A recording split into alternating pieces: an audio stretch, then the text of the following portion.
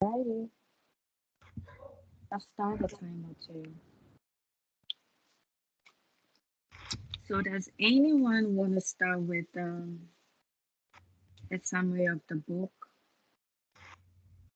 Um, Uh, yeah. And so overall, this book is just kind of a memoir about Janet Mock, um, and it just discusses like her her childhood as someone who's transgender, and it just kind of showcases just her journey in the relationships that she's had and developed over the years, and like just it kind of pinpoints like significant things in her life, like abuse, sexual abuse, um, like feeling accepted, and like developing a trans community, and just like her overall journey. That's my perspective of it. Okay. So do we, okay, so do you have anything to add or you want us to go straight to the theories? um, I think Shan like has pointed out what the book really talks about, and um, I can say that it's kind of divided into parts. We have the part one, two, and three, and each part talks about how it's kind of it follows suit. You know, it's a story. So um, for every part that she talks about in the book, she kind of transitions from that part to a different um, area of her life in the next section. So I think she also made emphasis on the age times, like in the part two when she was um, she was 12 years somewhere, 12 years, and she had to move back to her mother and sisters. You know, like she talks about all those kind of things and the relationships that she created along the way. So that it's actually a good story. I didn't know what a memoir was, but reading this memoir, I think I have an idea of what I should expect when I have a memoir in hand and I'm about to read. And I also thought, sorry, you go ahead. No, no, go ahead. I was just gonna summarize everyone. Just go ahead. Yeah, and I also just thought the story was good as well. Just I've never read like a story about a transgender's journey, and I just thought it was kind of fascinating the different things that she endured, like especially with sexual abuse. Um, it's kind of something that's just like on a hush hush. Like Maya, and she referenced Maya Angelou in the book. Um, Mm-hmm. just talking about like how Maya was raped and told to be quiet, and like she kind of experienced that as well, and and it there's been stories, like so many stories of women or people who are just sexually abused and then just told, not even women and men who are sexually abused, um, just told to just be quiet and just be dismissive, and to be violated at such a young age. Like she really had to grow up like really young, and she's experienced all these different like emotions, especially like with men and her feelings. But I think it's kind of fascinating when she moves to her mom's in Hawaii, and like they're kind of not, the community doesn't seem to be like uh, they're kind of accepting of her and her identity, whereas like if you go to different areas in the United States, or like some people might not be so accepting of um trans people, and I just thought like that was kind of nice that she didn't really have to go to be mistreated. I mean, she experienced mistreatment, but like it didn't seem like it was that bad. And I feel like she was every identity that she had or she has, it's kind of seen in the assumption way that it's a disadvantage to her because she being from a poor home, she being black, um, she being trans, she being a woman, like it's it feels like she was really going through a lot. Um, Even though she stood strong and transitioned through all these stages, even at the point of becoming excess worker and going into pornography and all those kind of things. And I feel like this person has really been through a lot, you know, and um, I don't know, but I felt happy reading her story when she came out and she was open to her family about it, Yeah. and how her partner also accepted her, um, even though she didn't tell him beforehand that she was actually supposedly a boy and uh, transitioned to become who she is. So I felt And like she's a strong woman and yeah. been through a So lot. I was also thinking about like her social class. So this is where the intersectionality comes into play.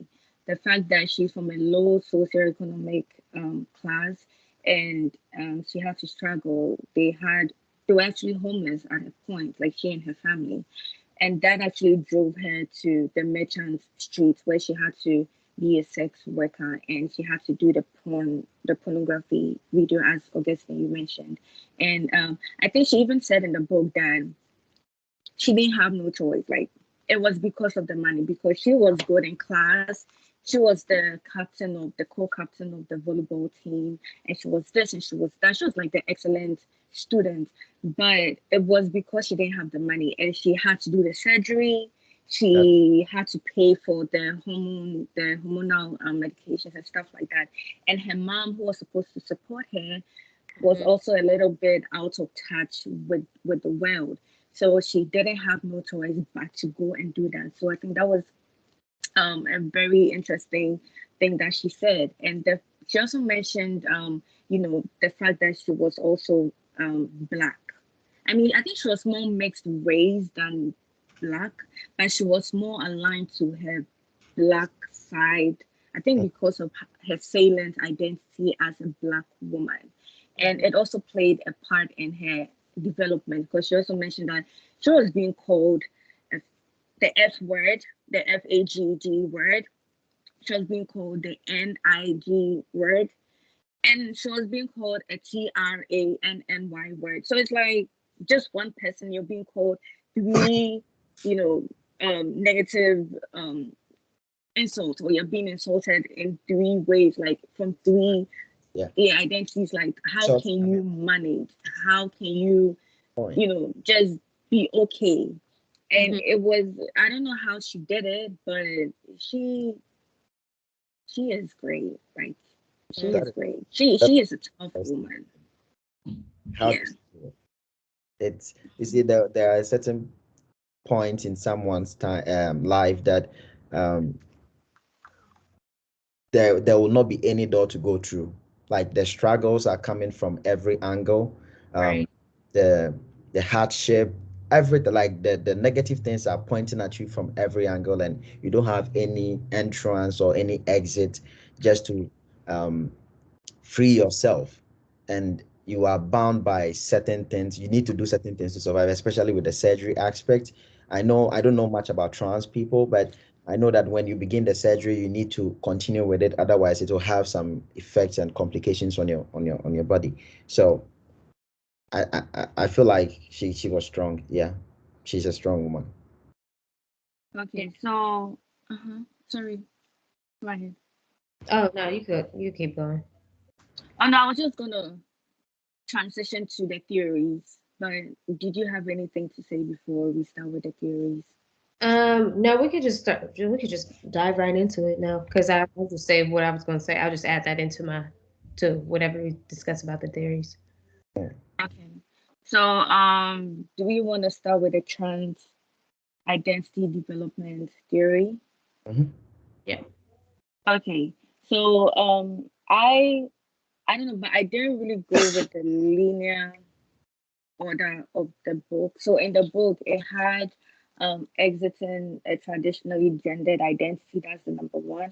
Number two was developing a personal transgender identity. But I just felt like Marsha's, sorry, Janet's case was different because I think she started from like the exiting a traditionally gendered identity where, she grew up in a mixed race family, like a black family that and a Hawaiian family that were really traditional. Like they didn't really know about, the trans community, and she having a different identity.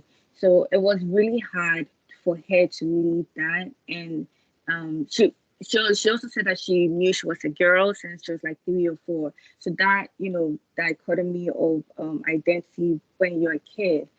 But and um I think what actually prompted her, or like what what made her start questioning her identity. I think she already knew, but when she wore her grandma's dress and she said she felt lovely in it, she used Hmm. the word lovely in it. I think that's when she started thinking about it. So from there, that's when I think she went straight to becoming a transgender offspring, where she came out to her mom and her dad. And it was just interesting how her mom and dad are like two different people with two different characters. Her mom was more, I don't care, do what you want to do, but I'm gonna accept you. And her dad was more, mm-mm, you can be that in my house. He No. wanted her to So be masculine and like just because he kind of thought that they were alike yeah, and they in a sense, I mean they were in some ways, but then they weren't. Like she was who she was. Like she was comfortable with her identity, and she can't not be like she tried, like like when like she just got on the bike in the story and like rode down the hill. Like there were instances where she had tried to be who her parents essentially wanted her to be, but it didn't work. She had to be herself. She couldn't live for other people. And then I did like how you mentioned the instance to where like the when she rode and the like ran through the park with the dress, because I think that's like a significant moment too, because back in that time, like that, I think to do that, like that shows a sense of bravery and just a determination to just I guess she felt comfortable with the girl, but like people were ridiculed for doing things like that. Like that could have ended badly, but to take that chance and to be seen by some of your family members, like they see you as somebody that can potentially like be gay. So yeah, and even though she wasn't coming out to them at that time, like they can see yeah. they can see it based off her actions. Yeah. And I think for her, she already knew when she was like 3 or 4, and her family. I think she said, her brother Chad also said he knew. Like everyone knew, Right. but she just. I think the coming out was the problem for her, because I felt she was already comfortable in her skin. She was comfortable that, yeah, this is who I am. But when she met Wendy, that was when that whole comfort went to an upper level, because Wendy is she doesn't care what you say, and that's what she aspired to be. So I think Wendy actually gave her that extra boost to her confidence, and also her surgery gave her that extra boost. So it was just interesting because her trans development was kind of like, yeah, she just exited that. It was very easy for her to exit that traditionally Yeah. environment to like she developing her identity as trans, coming out to her family first, then getting the support group, and she going to the merchant streets. That's where she met the other trans people. But it was really interesting when she mentioned that she looked like a fish, like she could pass for a woman. So that kind of like made her different from the other trans people who were a little bit jealous of her because they felt, oh, she's more feminine and she can pass for a woman, and we don't get the boys because we look like, So it was very interesting. I think she mentioned that it got to a time where she didn't want to associate with them Mhm. because she didn't want the men of her partners to think she was actually like a sex worker. So she kind of like drew away from them, although she still had that identity. But I think her development was really, really interesting. So what do you think? Yeah. About oh, go ahead. I was saying. Oh, okay. Uh, So you drew my attention to um, Wendy's issue, and before that, she started developing crushes on some boys, mhm, especially she went to her auntie's place and she developed a crush on one of the I think That's one. Keisha. I believe it was Keisha was created, right? Yeah, yeah. Mm-hmm. Yeah, at that moment, I noticed that she was not open. Like she, I think she wasn't that confident in herself at that moment. But the moment she met Wendy, that was the time that that courage came up, and that brings us to the stage 5 of the theory of developing a transgender identity status with and creating intimate physical and emotional relationships. I mean, like Wendy gave her some sort of motivation, and she started going and online and looking at styles by drag queens and Yeah, doing makeup, all those kind of things. So I felt like those that kind of relationship or that kind of motivation also helped her a lot, and she started taking estrogen. Was it estrogen pills? it Yeah, was. Yeah, the Woman hormonal medication. hormonal. Yeah, she and started Wendy taking had those pills. introduced those. And Wendy had introduced that to her. So essentially, Wendy was a real. She was.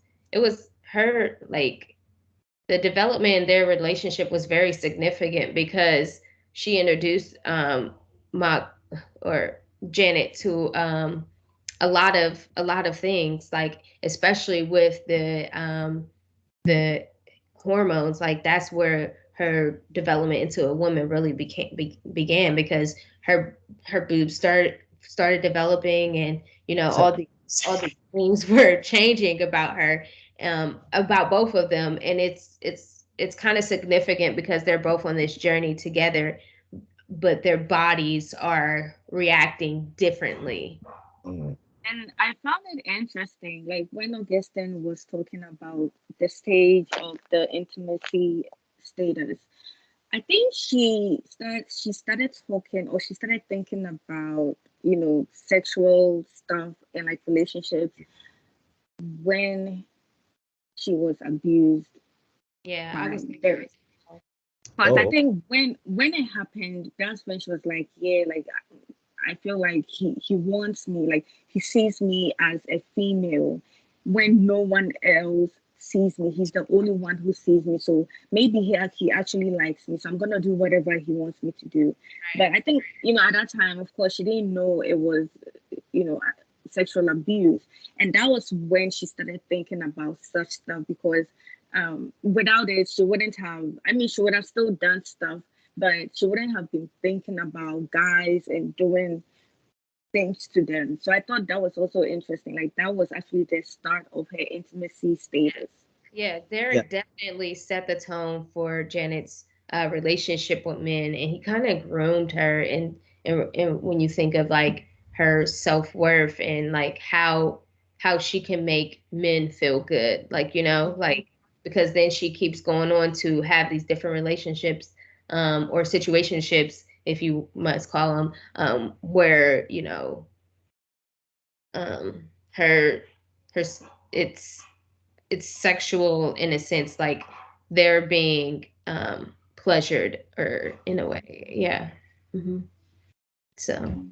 he was a significant um part because it that's what he's like that and that was number 5, developing a transgender intimacy like the intimate the relationship between them like the emotional and physical like that Hmm. started from that relationship. So I think that from the that stage, or maybe the last stage, I would say would be they entering the transgender community. And I see, I mean, an example would be she writing this book. Yeah. Mm-hmm. because writing a book is kind of like educating us on what exactly is happening, like what happens to trans people through the eyes of course, trans people, not someone else writing their stories. So it's kind of like educating the public on what is going on. You know, I never knew of hormonal like therapies and hormonal medications and how much they had to pay to get these surgeries done. So I think she knows herself now, and she's trying to like educate the world on the plight of trans people. And I think in a sense, like her writing this book is she's being vulnerable. She's showing vulnerability with sharing such um Hmm. intriguing like memoir, like and just like her like just the basis of these relationships that she's like developing, like because she was sexually abused like at 8, and she went into adulthood, and then it started at such a young age to be going through that at such a young age, and like her trans identity was so big. I feel like and when you think about like her trans identity, but then things like her racial identity and her economic status, like also like play a hand because they were poor and they were Hmm. black in Hawaii, so like they were targets, for discrimination and things like that. So, but I think the one that we see a lot of is the trans identity because that's who she identified with. Um, Hmm. mostly like it just stood out. But Yeah. yeah, I mean, I And think that was the theories that we all wanted to talk about. Like that was similar. Yeah. yeah, Hmm.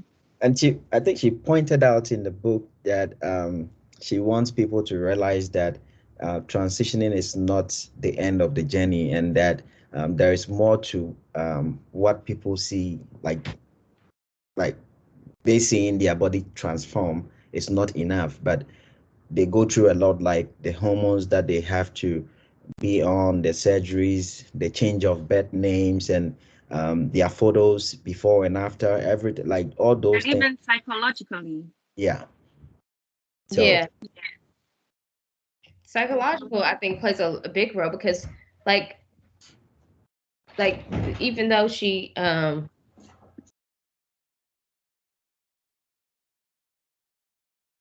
on, sorry. That's fine.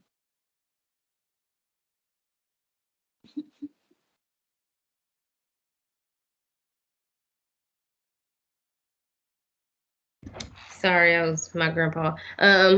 So even though I forgot what I was about to say, he interrupted me. Where was Oh I yeah. at? So you psychological. said psychologically. Yeah, psychologically, like it, I guess, like even though she probably wouldn't put it in the book, but it makes me think like how, like in that moment, like when she's experiencing these different, like having these different experiences, like I wonder how she felt, like as far as like the emotional abuse she could have received, the well, I guess I shouldn't say physical, but yeah, the emotional abuse, like and just like being mistreated for being different, like it just makes me question like her. I mean, obviously she's fine, but like psychologically in those moments, I was wondering like how she might have felt. I think initially she kind of like internalized everything and she felt like, oh yeah, I'm supposed to go through this. I'm Mhm. supposed to be bullied. I'm supposed to be abused because, well, I'm feminine and I called for it. And I think she made a case where, like, people are sexually abused, like ladies are sexually abused. And, some people would go like, oh yeah, you're abused because of what you're wearing. You're wearing a very short skirt and your I don't know, the parts of your bodies were showing, so you called for it. So I think she kind of internalized the fact that, yeah, it happened to me and it had to happen to me. But as Wendy came in, she began to confide in Wendy because she had no one to talk to. So although she was still internalizing, Wendy was still there to talk to. Yeah. And her other like teachers in school as time went on, as she developed. Yeah. So do we want to go to a second theory? Yeah, Since you're talking about the psychological aspect of it, I think if Mm-hmm. we delve into the social cognitive theory, um, Mm-hmm.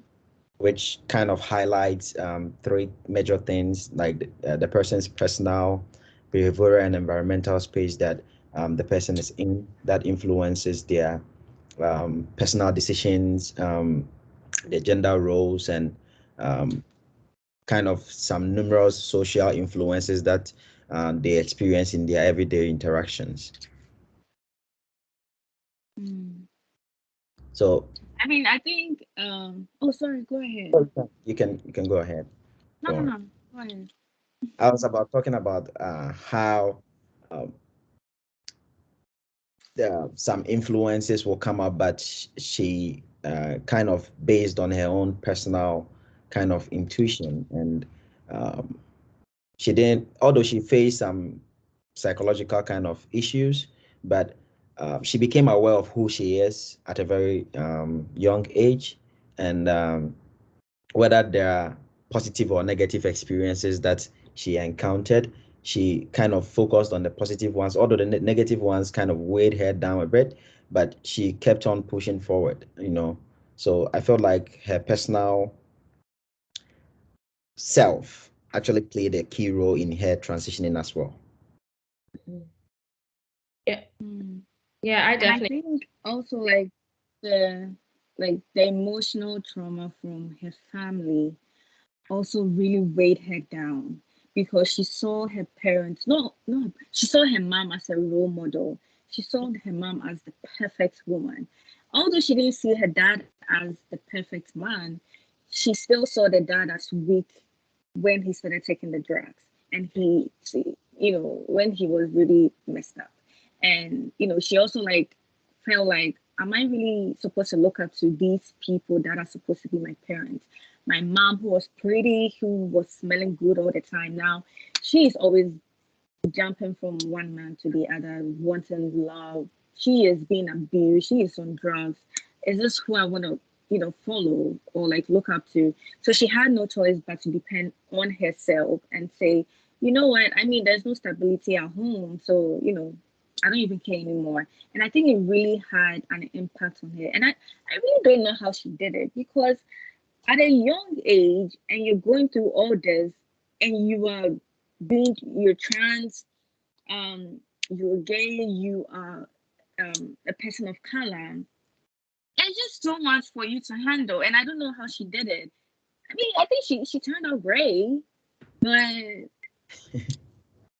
Yeah, I definitely agree with you, Doreen. Like when thinking about the personal, there's so many things that like really come into play. Like especially in regards to like her identity, how she presents herself, like her hair. Like it was a big thing when her dad, was it her dad that cut her hair?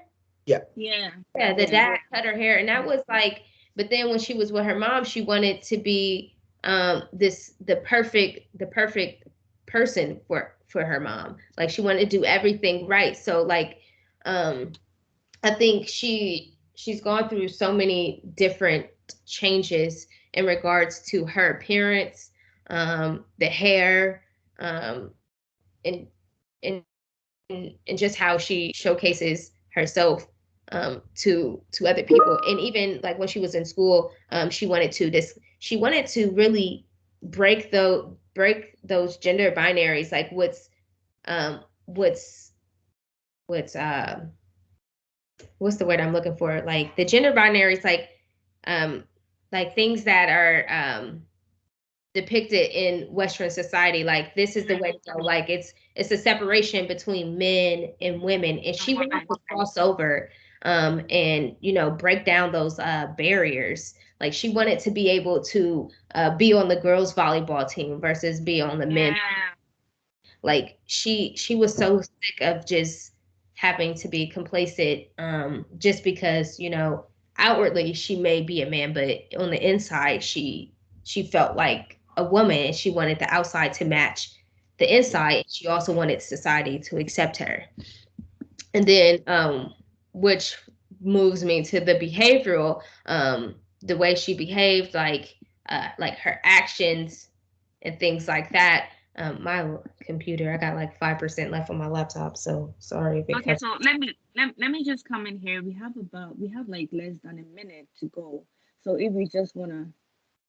Yeah, so I'll just wrap up my thought on like just the behavioral. Like, I mean, I don't think she was ever like super disrespectful to anybody. Like she behaved in which I think she was a well mannered young girl, and who especially like experiencing abuse and then environmental, like she was never like disrespectful. She just always wanted to really be accepted in a sense by her community and by her family. Okay. So I think we are. It's like time. It's like 10 seconds more. 5 minutes. So when I kind of love the conversation. Can we add 5 minutes? well, I wish. So I'm gonna stop recording I would. now. I am enjoying this conversation, and it's kind of crazy